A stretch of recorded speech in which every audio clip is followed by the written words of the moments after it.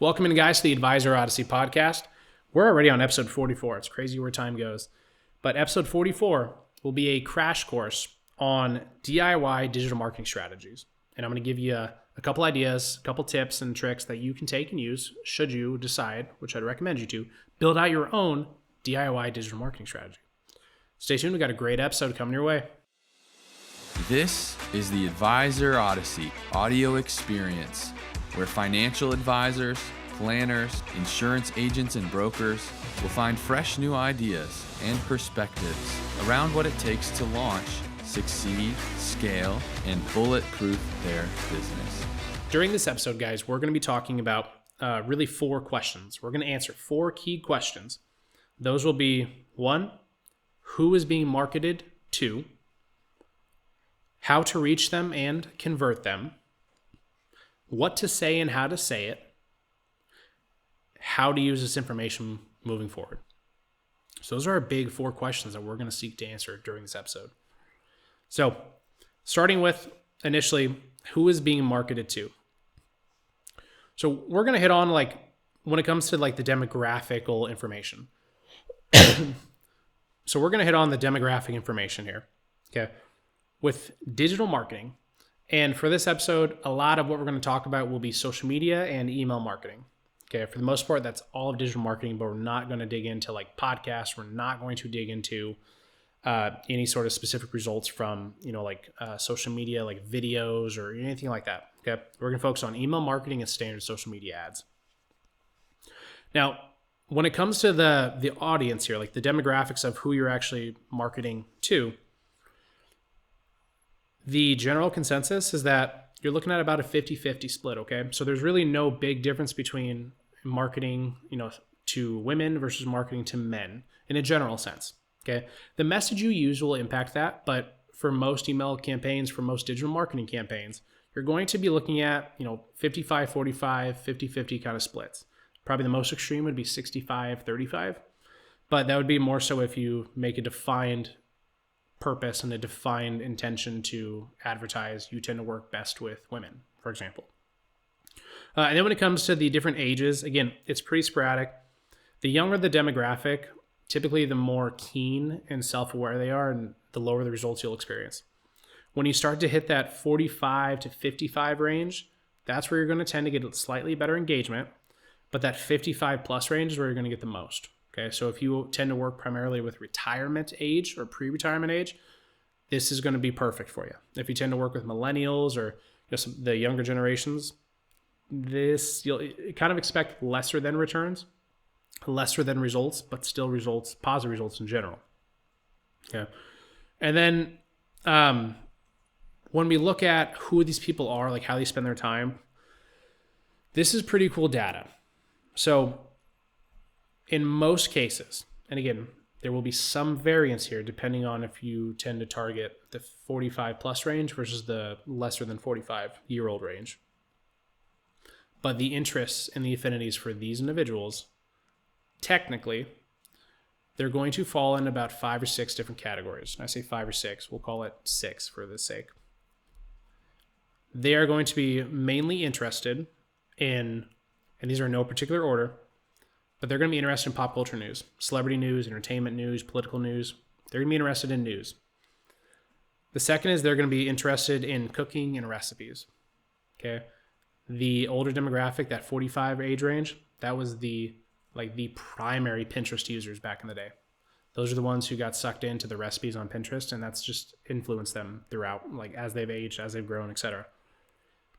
The second interest you're looking at in affinity is going to be around home decor, real estate, home remodeling, that kind of thing.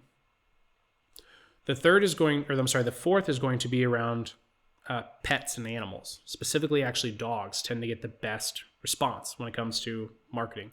So having a dog as your, in your ad, or having a dog be included in, a picture you send out, for whatever reason, those tend to get higher response rates, higher engagement rates. Our fifth interest and affinity here is going to be around sports, professional sports. It is specifically male sports, and it is predominantly football and basketball. Baseball tends to get a little bit, like I shouldn't say a little bit. Baseball tends to be higher as well, but sports like, soccer, bowling, cross country, like those kinds of sports typically don't tend to get good response rates. And then our last one is actually going to be around different like career fields. And I'll elaborate this one as we get through this, but those are ultimately going to be like the 10 interests here. Okay. And what that should mean to you, by the way, is that the audiences that you're marketing to, they are predominantly, split male, female pretty evenly. And they're going to tend to be like interested or aligned. Their affinities are going to match one of those 6 categories. Now, when it comes to like when they're active, okay, when they're active on social media, when they're actively checking emails, when they're more likely to click on a link in your email to engage with whatever it is you're offering, the demographic, again, primarily 45 plus range, they are most active on social media and on their emails on Tuesdays in the mid-morning. They're also going to be most active on Thursdays in the mid-morning. And then, believe it or not, Fridays in the evening. This is, again, big difference depending on your age bands. But those are ultimately the 3 best times to send, email blasts or to really run a digital marketing boost campaign. Tuesdays, mid-morning, Thursdays, mid-morning, and Friday evenings. Now, this data, by the way, it can change on a dime. So do keep that in mind. This is where it's currently sitting at. So, and then lastly here, you're like where they're actually viewing the emails, where they're actually seeing the ads, where they're spending their time. It is primarily on their phone. Spend the extra 3 seconds checking to make sure, is your digital ad you're about to run, does it look good on a phone? Does it look good on a mobile device? Secondly, look at it on a computer. Tablets are going away. People are they're not keen on tablets anymore. Okay, if your ad looks great on tablet, but it doesn't look very good on a phone or a desktop, don't run it. Don't run it. Be aware of the browsers that people use also. If you decide to work with a marketing company that helps you with your digital marketing, be aware that most people use Google Chrome. Secondly, they're going to use Safari. Okay, make sure that you are compatible, like your ads and everything. It's not going to get blocked or a pop-up deal on Google Chrome or Safari. Now, you might be saying to yourself now, after all that, why does any of this matter? So let's dig into this. That information specifically matters because, and there's 3 reasons why. The first is it should specifically help you match the type of content you put together or that you create or curate. It's going to help you match that to your most receptive, like the audience, the person you're trying to target the most. It's also going to help you understand where people are seeing what you're sending out and when they're most likely to actually see it and engage with it, because that should influence what you're doing. And like it should completely influence your campaigns. You should not be running a marketing campaign that hits Monday mornings. That's the least likely time people check their stuff, right? Vice versa, run it when they're most likely to be checking it. That midday, like midweek. Wednesday is also a good day. There's just no defined perfect time to send an email blast or to run campaigns. But hump day is great.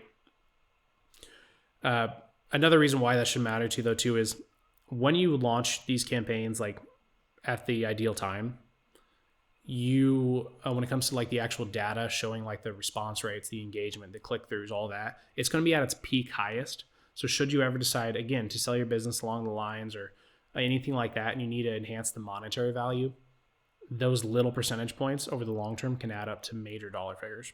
Make sure you guys, if you haven't yet, please take a minute and check out the link in the description here to subscribe to my weekly newsletter called The Weekly Voyage, where we are featuring, we're highlighting an article that just came out the week prior. We're featuring the podcast episode if you haven't seen it yet. Plus, we're sharing a multiple of 2, 3, sometimes 4 brand new ideas that have not yet been shared that can only help you grow your business and build the practice of your dreams. Now, again, the link is in the description. It is called the Weekly Voyage Newsletter, and it is on LinkedIn and through LinkedIn's newsletter platform. So now let's move on to the traffic sources, okay? When we look at where are people viewing our stuff, Where is our message hitting them? The by far top place where people are seeing your message is via email. Email marketing is not dead. It is very alive. You are going to be seeing probably upwards of everyone who does engage with your stuff. You're going to be seeing at least 50+% of them from email, probably closer to that 65-75% range. Okay. After that, Facebook paid advertising is going to be your best. Okay. The Facebook's paid advertising, they did change how they run that a little bit. So you got to tweak how you do it. And that's a much deeper topic we'll get into in a later episode on how to better boost like your Facebook posts, your Facebook ads, pardon me. But Facebook paid advertising is going to be the second most dominant way to get in front of people. Facebook organic advertising is going to be the third. Then LinkedIn's right next to Facebook there. Then Twitter's the very last piece. There are outliers where advisors they build credibility, they build prospecting, like whether it's appointments or just, downloads or purchases, whatever it is you're actually technically offering. If it's a relationship or more of a transactional sale, very, very few clients come from Twitter. Now, conversion, that's what everyone wants to know, right? How do these different avenues, how do these different funnels convert? A good rule of thumb here is your conversion rates are going to vary, but they're typically going to be 10% or less. Okay. And now, by the way, I like when I say the word conversion, let's just be clear. A conversion happens when someone goes to your landing page, and maybe it's a landing page. It could also just be wherever you're trying to gather the information. Okay. They go to your squeeze page, another term for it, and they provide their information in exchange for something offered, whether that's a downloaded material, whether that's to attend a webinar, like whatever it is. That's going to be what we consider a conversion, someone giving you their information. From emails, you're going to get probably 10%. From the paid Facebook advertising, you're going to be closer to the 10-15% range. LinkedIn, Facebook, like organic type advertising, again, you're going to be looking at closer to 6%, 5-6%. So I don't want you guys to, as you're listening to this, think that you're going to be seeing 20% conversion rates. You're not. Okay, 5-10%, that's really what we're looking at. Also, most people will convert. They will put in their information at that exact moment they receive your information. You will not have someone click your email, open it, read it, and then go back to it a day or two later to put in the information. It just doesn't happen. It's going to be immediate. And then on top of that, it's usually going to be the first time you send them an email. At the first time, they're way like 75% more than likely going to be converting on that first email. Or the first time they see their ad. Again, I'm saying the words email. Let's be clear. That's also just when they see your ad. The second time, you're looking at closer to 10%. Third time, you're looking at like 5%. And then after that third time, they're going to drastically fall off. This is why it's so powerful to keep adding new names to your list. Okay. Now, again, you might be saying, why does all this really matter? Well, it should matter because you need to be prioritizing your marketing efforts, specifically on the highest traffic and the highest ROI platforms. It makes no sense to pay a bunch of money to run a LinkedIn marketing campaign when LinkedIn it has one of the lowest engagement and lowest conversion rates, right? It's also, what should matter to you is that the majority of the prospects and clients that you receive, who convert, who take action from your emails, from your social media campaigns, the data, it shows that the hot lead, the new lead matters the most. Okay. Like the strong, your copy skills, your imagery skills, your content skills, like your offer, make a Godfather offer so good they can't ignore it. Those matter because your first impression is the most powerful. Second, third are lesser than, but then the fourth, you really don't have an impression. And then lastly, again, your social media presence. If it's omnipresent, you'll always be constantly marketing. So the social media, again, the organic piece of it, the organic Facebook, the organic LinkedIn, organic Twitter, that's still going to be working in the background. Now, after all that, you're saying, what do I, what type of content should I use? Do I create? Do I curate? All that stuff matters, right? So here's a real quick list of different topics, different ideas for increasing, not only just posting about, but also that have proven to increase engagement from people who not only click on your posts, but they download more, they register for more events. Whatever it is, it just gets higher response rates. And there's 7 key areas, okay? This is actually grabbed from Investopedia. They published an article a while back. I don't know how long it's been now, about a year and a half. It's still relevant though. They've updated it. And it's digging into what the most like clicked stuff is on their website, and whether it's organic or paid. And here's those 7 areas. And these are in no particular order. But the first is managing debt. So anything Dave Ramsey, anything, managing your credit card debt, anything about refinancing debt, most people are in debt. Most Americans are in debt. The second is going to be taxes. Again, tax loss harvesting, tax minimization, tax preparation, quite frankly, tax filing, the investment choices that people can make or do have already, and the tax implications of them. IRA versus Roth IRA, right? These are very, very popular engagement building posts. Your third is budgeting and saving, how to build a budget, tips for automating your savings, budgeting apps you should try. People love those. The fourth is college income and student loans. Okay, I specify this is more for the younger demographic, right?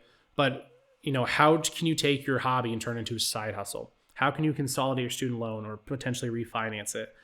What are some like lesser known or unpopular grants or scholarships that are available in your community, in your local colleges? These are very popular engagement posts. The fifth, you're looking at life insurance, okay? There's the whole big push right now, TikTok, with the life insurance piece. So I'm going to preface this by saying you want to educate before you want to sell. So life insurance, you got your different types of life insurance, the reasons for them, what life insurance could be right for you or for the consumer. And then I love this one. This is a really high engaging post idea. Common scams and sales tricks from life insurance salespeople. That one tends to get a lot of engagement. The sixth, we're looking at personal finance and DIY investing. So these are things like investing ideas based upon like what age you're at. If you go on Google, or I'm sorry, not Google, if you go on YouTube and you type in, I'm 65 and I have $800,000 in my 401k, can I retire?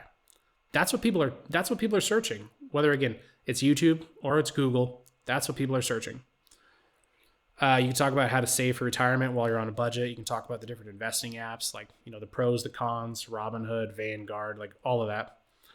And then the last topic here is simply retirement planning, like how to create income streams that last you in retirement, money habits to start, any sort of Medicare planning. Those are all really engaging posts to make. Use that in your social media, use that in your email blasts. Those ideas right there should give you almost an entire year's worth of email blasts if you send out one email a week. What's up, guys? If you're enjoying all this great content, be sure to check out our other content platforms for more and different types of content all around ways that you can become a better advisor. Things like marketing, sales process development, client experience. Maybe it's managing your team and your advisors better. Like whatever it is, be sure to check out our social media profiles. You can find us at Advisor Odyssey across most every single platform that you're likely using. If you're looking for some more in-depth written out articles and blog posts, you can find that both on Medium by searching again at Advisor Odyssey, and then also on LinkedIn on my personal page, Daniel Hodajak. It's on these social media platforms where you can send in your questions, your feedback, your thoughts, and then I will then take that, formulate it, and I will try to create, maybe it's an entire podcast episode, another post that's specifically designed to help you answer the question that you are sending in. Again, that can be a direct message, it can be an email. Whatever it is, feel free, ask the question. I'll give you my best insight, and then hopefully it can make a huge difference in your business. Anyways, guys, let's get back to the episode.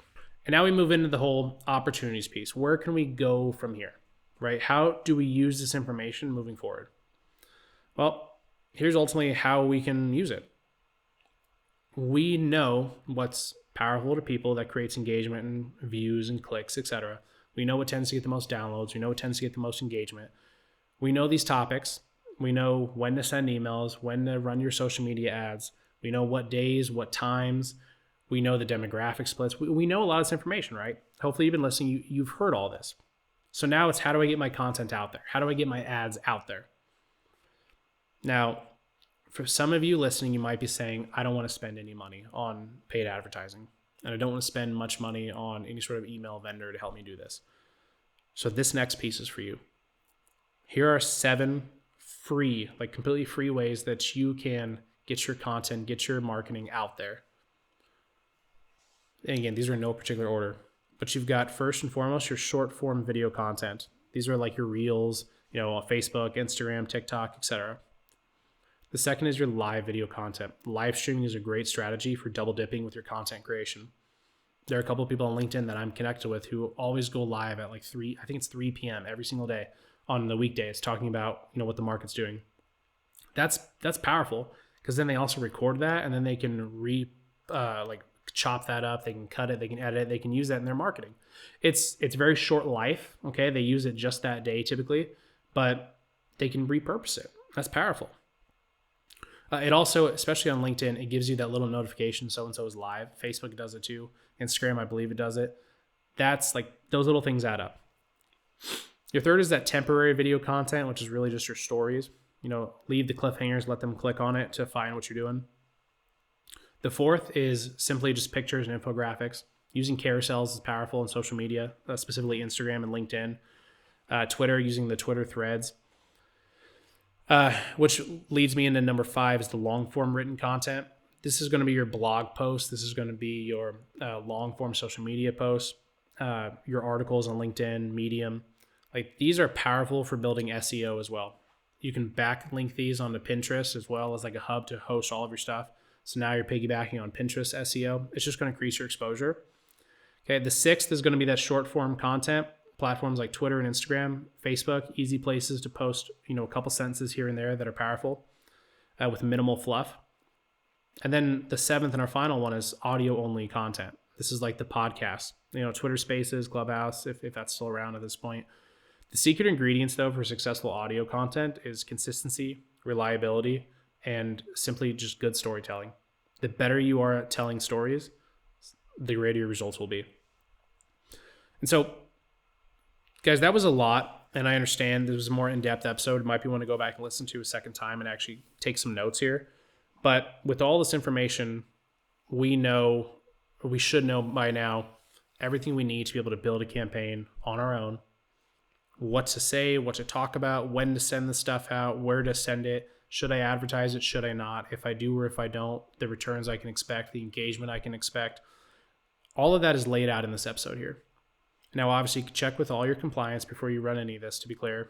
But everything you need to be successful with DIY digital marketing should be right here. Thanks for listening, guys. Enjoy your day. We hope you enjoyed the Advisor Odyssey audio experience. Connect with us on your favorite social media platforms at Advisor Odyssey. You can find our full-length educational videos to watch on YouTube, Instagram, and Facebook. Check out all our articles and publications on medium.com/Advisor Odyssey. The Advisor Odyssey podcast is available on Spotify and Apple Podcasts. The contents and opinions shared, expressed, or otherwise alluded to on the Advisor Odyssey podcast and audio experience are solely ideas and not to be depicted as tax, legal, or investment advice. Results from the use of these concepts may not be representative of the experience of all financial professionals and are no guarantee of future success. Your results may vary. The Advisor Odyssey and its affiliated members are not to be held liable or responsible for any lawful recourse or punishment invoked upon the individual or accompanying business partners or team members. Federal law, state law, and/or insurance carrier requirements may prohibit or place limitations on any of the ideas and activities expressed. All advisors, planners, wholesalers, affiliated reps, and investment advisors should be aware of any limitations imposed by federal regulation, state regulation, insurance carriers, broker-dealers, and registered investment advisors as applicable. Investment advisors are strongly encouraged to obtain pre-approval from the broker-dealer, registered investment advisor, insurance company, or similar institution with which they may be affiliated.